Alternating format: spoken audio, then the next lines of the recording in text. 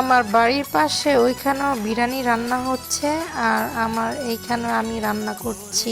Hello everyone, আসসালামু আলাইকুম। আশা করছি সবাই ভালো আছেন।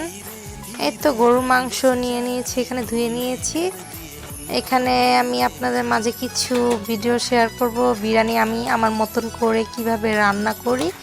এখানে একটা মশলা নিয়ে নিলাম, এই জিরা ফাঁকি, ধনিয়ার গুঁড়ো, তারপরে লবণ, মরিচ ফাঁকি আর আদা রসুন নিয়ে নিলাম, আর হচ্ছে বাদাম বাটা, আর একটু সয়া সস নিয়ে নিলাম, আর একটু বিরিয়ানির মশলা। এটাকে আমি পেস্ট করে দেন এটা মাংসটা ওই জায়গায় আমি ধুয়ে রেখেছি, ওটার সাথে এখন মিক্স করব। ভুলে গিয়েছিলাম একটু টমেটো সস মিশিয়ে নিলাম, আর এটা মেখে আর সাথে অয়েল দিয়ে নিয়েছি। আর এখন মেখে আমি এখন দুধ দিয়ে দিলাম, আর পেঁয়াজটা আমি ভুলে গিয়েছিলাম দিতে। আর এখানে মাংসটা হয়ে এসছে প্রায়, টক দইটা দিয়ে দিলাম। আর সাথে আমি বিরিয়ানির সাথে একটু মটরশুঁটিটা খেতে খুবই পছন্দ করি, তা ওইখানে আমি দিয়ে দিলাম।